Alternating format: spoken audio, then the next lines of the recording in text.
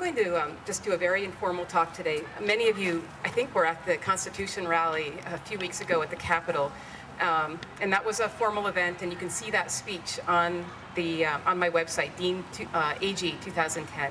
So I encourage you all to go there and listen to it. But first, I'd like to start out by thanking Daria and her sister Suzanne and everyone who's here for putting this event on. This is happening all over our country and all over our state, and it's truly an incredible event in the history of the United States and especially in our lives. You know, when our grandchildren ask us, what were you doing in 2010? We can say we weren't sitting on our couches. We were out here as it's getting cooler, listening to the Constitution, the Declaration of Independence, the preamble, and to people who really care about it speak. So let me just tell you at the outset that as Attorney General, I have reassured the people of Connecticut that I will do several things that relate to the Constitution.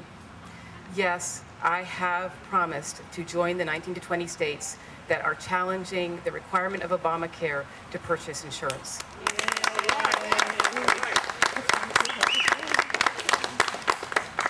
Yes, I have promised the people of Connecticut to work with the legislature to reform our eminent domain laws so that never again, as happened in the Kelo case in New London, is private property taken from private individuals and given to private developers.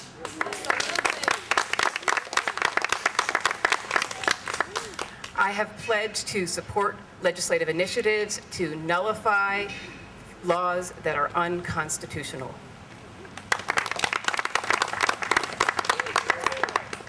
And I've pledged to support the legislature in nullifying laws that, federal laws that truly go beyond the power of interstate commerce and tread into the state realm of intrastate commerce.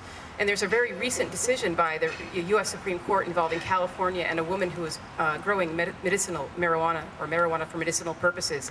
And the Supreme Court, our current Supreme Court, even with the 4 great justices who care a great deal about keeping the government out of improper realms, said that because there was the potential, in theory, for marijuana to cross state lines, that even a woman growing it for her own medicinal purposes was subject to federal jurisdiction.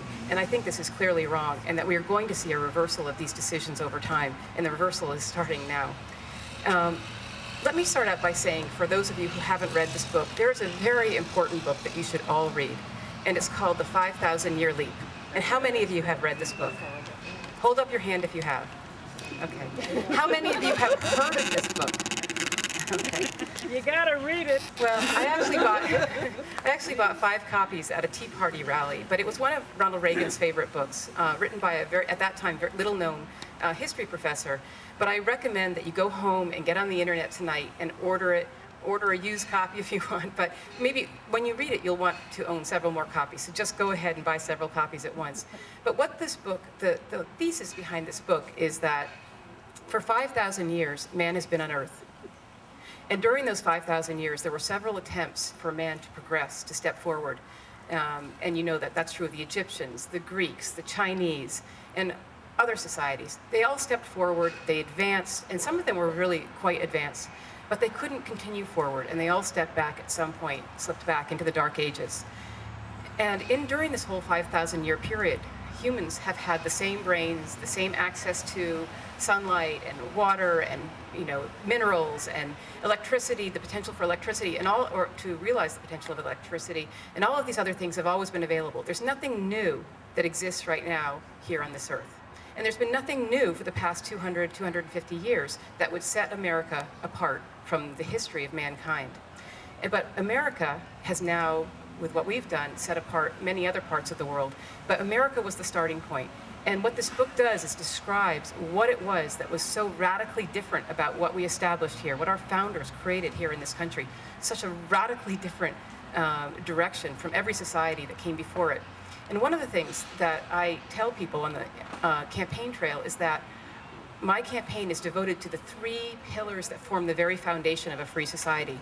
And those pillars, as you can see on my sign, are freedom, faith, and fortune. And I started out my campaign this year speaking in, I think it was Clinton, telling Republicans there that, these 2 of these words have probably never been seen on any campaign literature anywhere in the United States ever. And yet they're such basic parts of who we are and of our freedom. And I said that we are going to go out on the campaign trail and explain what created America, what the fundamental principles are at the foundation of America, and teach people why we have to return to these principles if we're going to rebuild a strong and free America. So the simple way to explain these three foundations is for people who get really nervous about the faith. There's some people, Republicans even, who get nervous about the faith thing, they say in politics, and I'll explain. And others get very nervous about the fortune thing and say, well, isn't that a little elitist, Martha? Shouldn't you take that off your campaign literature? And I said, I think you don't really understand your country. But the simple way to do it is just to say life, liberty, pursuit of happiness. And then everyone says, oh, okay, we understand that. But I don't think that many Americans do, and people who I've spoken to in Connecticut really do understand it.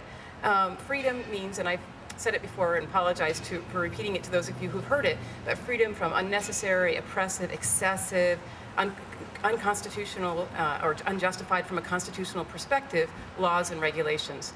And that means, you would be not the kind of eminent domain abuse that we saw in New London, stopping the usurpations of our freedoms, our First Amendment freedoms, our Second Amendment freedoms, our 10th Amendment freedoms, our Fifth Amendment freedoms. Some of you may think that's just the right to not incriminate yourself. That includes the right to property, and so forth. But faith as a pillar, which is, I said, is really similar to life, means that we as a society are founded on the philosophy, the belief, the principle that our rights were not given to us by a dictator. They were not given to us by a government. They were held to be inherent in us, given to us by God. And that has profound implications for our society and our government, because rights that exist in us and were not given to us by government cannot take away. And this is a radical departure, this experiment with freedom that the United States represents from every society that came before in the history of the world. And so what I have said is, as Attorney General, I will always stand up for the important Judeo-Christian principles that lay at the very foundation of our freedom.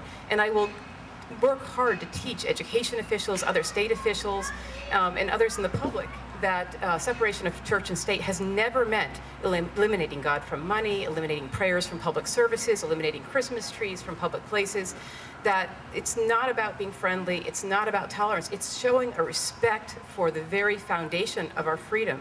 It doesn't mean anyone else has to belong to or believe in the Judeo-Christian faith, but certainly we have to recognize the importance of that natural law tradition, and also the non-religious tradition that came from Cicero that supports our freedom. Now, if you don't understand where your freedom comes from, you will lose it, and many people this year have made that point. And then fortune, at a time when we have a president who's teaching the public that to create prosperity, we're going to take some people's money, take Barbara's money, and sort of spread the wealth around. And this is silly, it's nonsense, and we are really miseducating our children and our people by spreading these kinds of rumors, or some would say lies or misunderstandings, because every society in the history of the world that has tried to confiscate the wealth of those who produce and spread it around has found that doesn't lead to prosperity, it only leads to poverty. And there's a very good reason why that happens. It happens because no society yet in the history of the world has figured out how to take productive people and tie them up like milk cows and force them to produce for the greater good of the society. And what happens over time, even in the most repressive societies, is that the people who produce find a way to get out. And they get out and they come here. And that has been the fact that we recognize that pillar of fortune, and fortune can mean many things, but we recognize it, and that we don't confiscate wealth. We tax, but we're not supposed to be a society that redistributes wealth. Has caused people to come here. Now, you've heard many people this year who are running for office and others say, once we forget that, those people don't come here. And in fact, many immigrants who have come to this country are now leaving because they have terrific opportunities in other countries. The countries that have followed us have created a flat tax system or a consumption tax. They know that our tax system doesn't work, but we haven't figured that out yet. And I have also pledged as Attorney General that if there is an opportunity, and right now there are a number of states talking about it, to challenge the federal income tax, if a VAT tax is put on top of the federal income tax, I would be very interested in looking at that, because there are now 70,000 pages of IRS regulations. And there's a constitutional requirement that laws be understandable to the common man, and 70,000 pages is not understandable to anybody.